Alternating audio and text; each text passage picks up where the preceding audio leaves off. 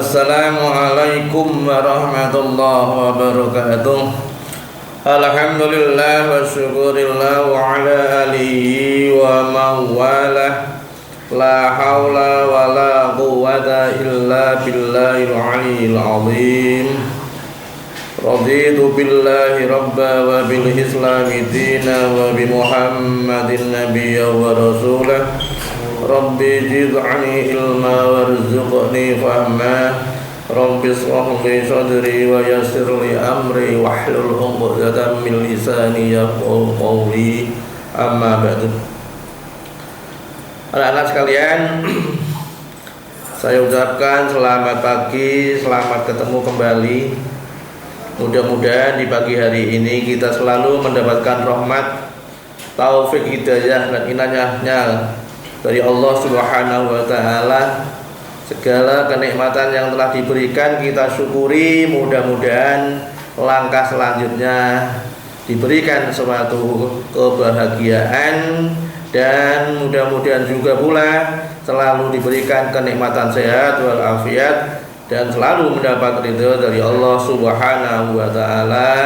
Amin Allahumma amin. Sebelum materi kita lanjutkan, saya memakai acuan pegangan buku dari terbitan Airlangga ini. Kemudian sebagai pelengkapnya saya memakai acuan dari LKS ini. Mudah-mudahan nanti bisa menambah untuk penambahan materi di pagi ini. Anak-anak sekalian, kemarin sudah kita lakukan pertemuan yang pertama sekaligus sebagai awal mukadimah yang kemarin, yaitu terkait dengan masalah bab yang pertama, kasus pelanggaran hak dan pengingkaran kewajiban warga negara. Terus kaitannya dengan hak dan kewajiban kemarin sudah kita singgung sedikit. Nah, ini kita lanjutkan ke materi yang berikutnya, yang ke B, yaitu substansi hak dan kewajiban warga negara dalam Pancasila, atau isi hak dan kewajiban warga negara dalam Pancasila. Pancasila selalu mengedepankan nilai-nilai kemanusiaan.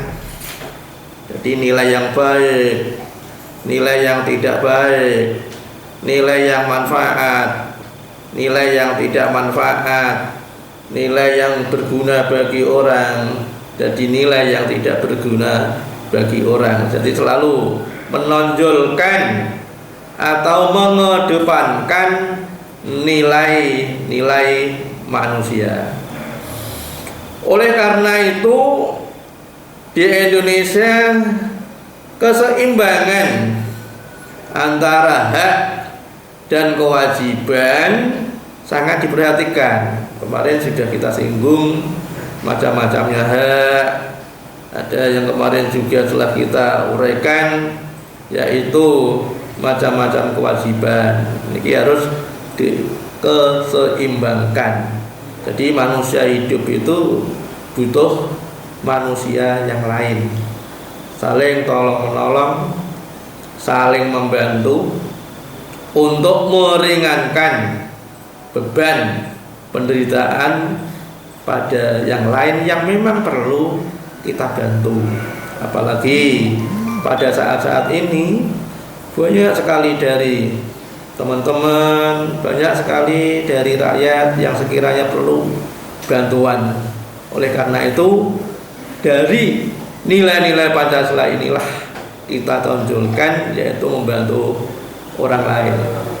Jadi Pancasila itu mengeseimbangkan antara hak dan kewajiban sangat diperhatikan kali. Pancasila menjamin HAM, yaitu hak-hak asasi manusia, melalui nilai-nilai yang terkandung di dalamnya.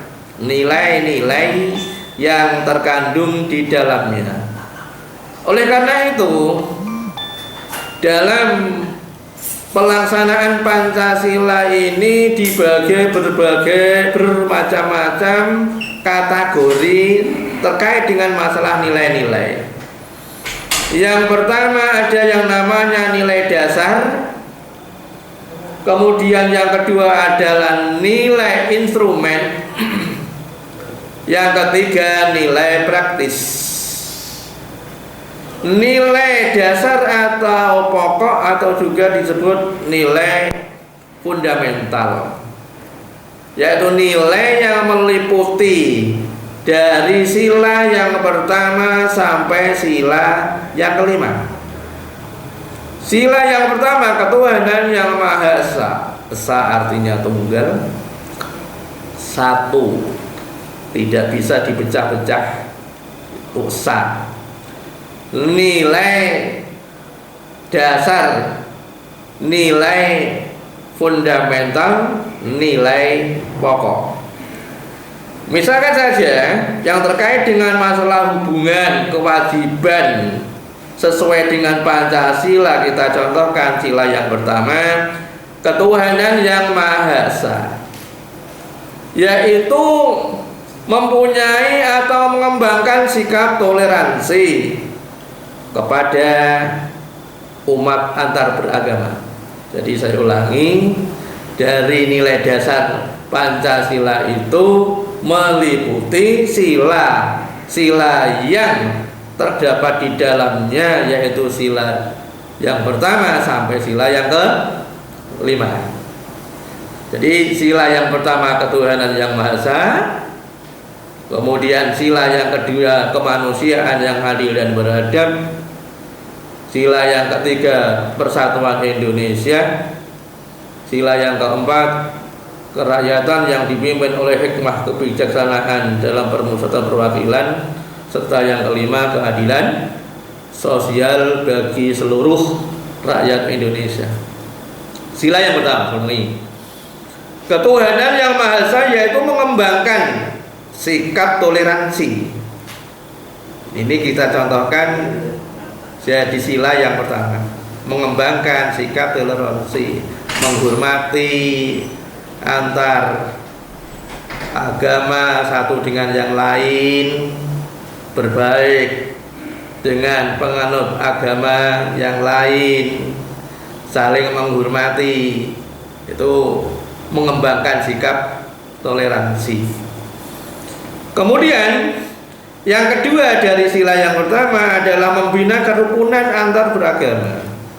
Jadi nilai-nilai persatuan, nilai-nilai pembangunan itu tidak bisa diraih oleh sekelompok, oleh satu suku atau yang lain, akan tetapi harus adanya kerjasama di antara umat-umat beragama yang ada di Indonesia, yaitu Islam sama Kristen, Kristen sama Buddha, Buddha sama Hindu, kemudian Hindu dengan Konghucu, pokoknya saling baik satu dengan yang lainnya. Jadi supaya terbinanya kerukunan antar umat beragama itu bisa memperkokoh pengembangan, pembangunan, dan persatuan bangsa Indonesia. Yang berikutnya dari contoh sila yang pertama ketuhanan yang Maha Esa, yaitu kerjasama antar pemeluk umat beragama. Hal ini terkait dengan masalah-masalah yang sosial, yang bersifatnya untuk kepentingan masyarakat atau orang banyak. Kemudian yang berikutnya menghargai pilihan agama atau kepercayaan. Jadi orang menganut beragama atau kepercayaan itu tidak boleh dipaksakan. Yang monggo, yang Islam ya Islam, Kristen ya Kristen, Buddha ya Buddha, Hindu ya Hindu, Konghucu ya Konghucu, satu dengan yang lainnya. Tidak diperbolehkan untuk mempengaruhi satu dengan yang lain. Jadi tidak memaksakan kepada orang lain. Kemudian dari nilai dasar atau nilai pokok, yaitu tadi dari yang pertama sila pertama ketuhanan yang Maha Esa, kemudian kita lanjut sila yang kedua, kemanusiaan yang adil dan beradab, yaitu gemar melakukan kegiatan kemanusiaan, tolong menolong, bantu membantu, apalagi yang saat ini banyak orang yang sangat memerlukan bantuan-bantuan dari kita. Kalau kita memang diberikan kelebihan dari Tuhan, maka kita berkewajiban untuk menolong sesama. Supaya apa? Supaya keberatan-keberatan yang diderita saudara-saudara kita bisa rasa ringan. Yang berikutnya, tidak membeda-bedakan orang lain. Jadi baik itu suku, bahasa, budaya, agama, dan lain-lain. Ini tidak sesuai dengan sila yang kedua, kemanusiaan yang adil dan beradab. Mengakui persamaan derajat manusia, bahwa kita sama-sama diciptakan oleh Tuhan yang sama. Tidak boleh kita merasa dirinya paling, ya pokoknya paling apa. Bahwa kita sadar bahwa kita itu sama keberadaannya. Lalu dari sila yang ketiga, dari nilai dasar atau nilai pokok atau nilai fundamental, membina persatuan dan kesatuan agar kita bisa terwujud, tercipta kekuatan nasional yang kuat, yang utuh. Kalau kita kuat, kita bersatu kita teguh, bercerai kita runtuh. Jadi modalnya kita harus bisa membina persatuan dan kesatuan bangsa agar bisa terwujudkan, agar bisa kita selesaikan permasalahan-permasalahan yang dihadapi oleh bangsa itu sendiri. Kemudian rela berkorban serta cinta pada tanah air. Demi kepentingan bangsa negara kita rela berkorban, baik materi, jiwa, raga, harta, benda, keluarga pun dikorbankan demi kepentingan bangsa dan negara.